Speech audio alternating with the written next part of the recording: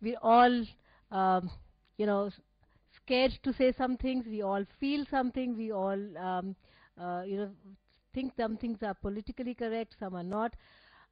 Strategically, we have on the panel a mix of people from the social sector and the academic sector, people who are also who own schools.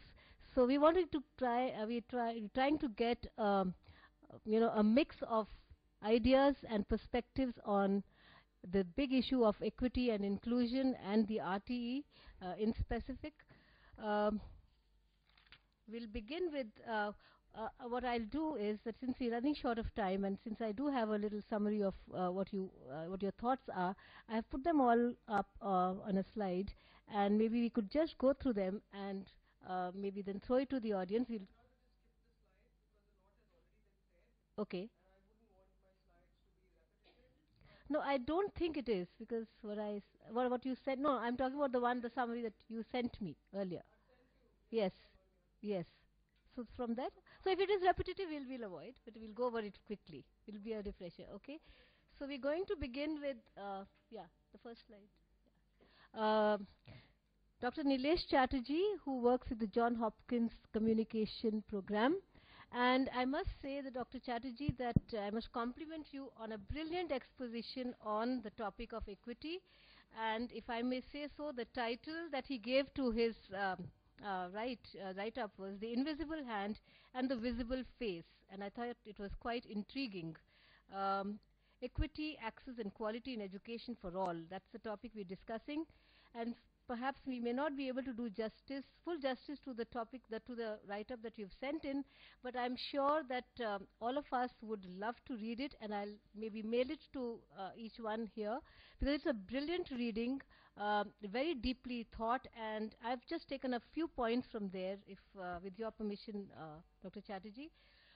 Making for a case for RTE, Dr. Nilesh, you have given some very debatable assumptions, and I think that's something that's going to provoke thought. And if I may highlight some of those.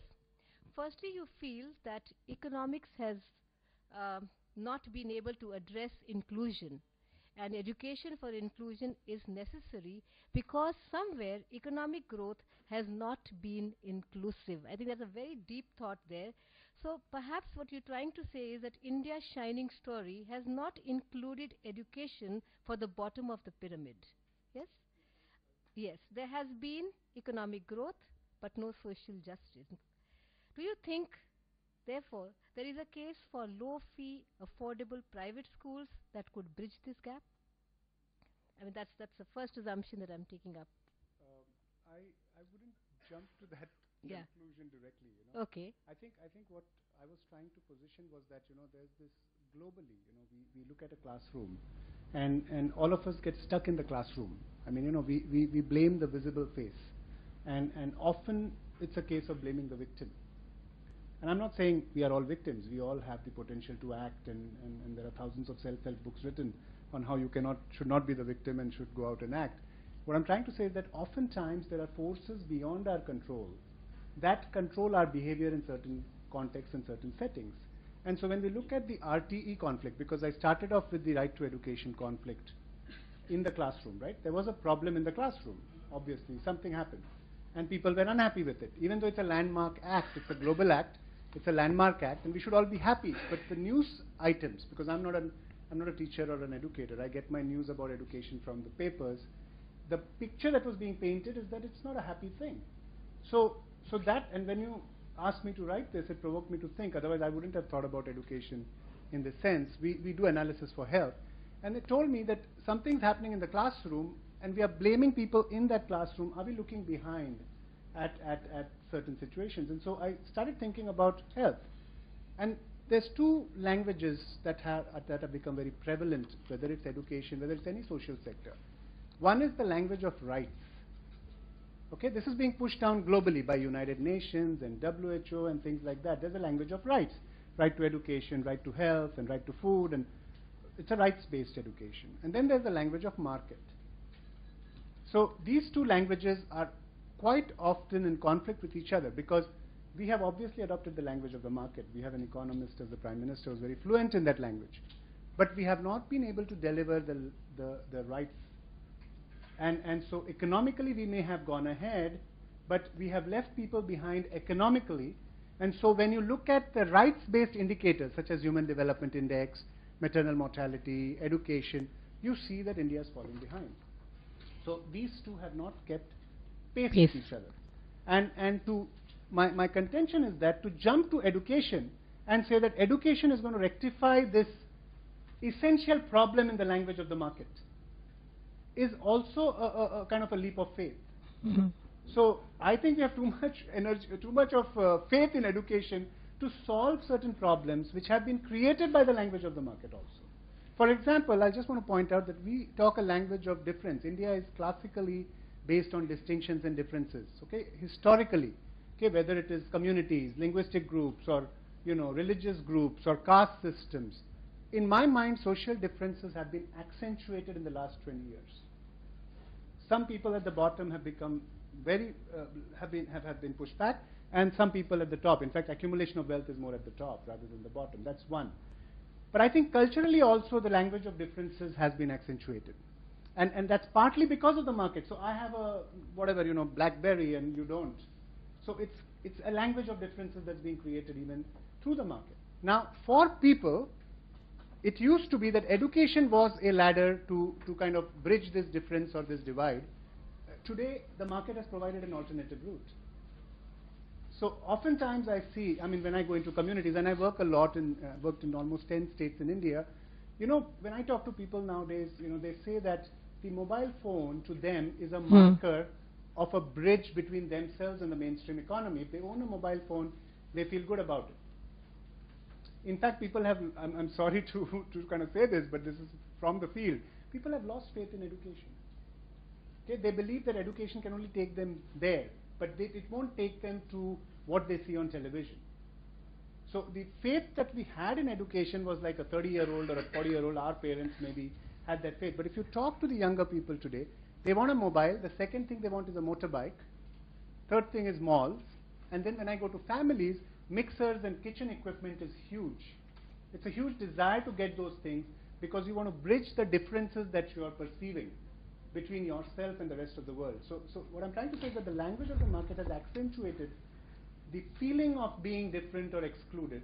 And the market again is saying, okay, I'll give you a mobile so you can come and become included in my group. So that is the next issue.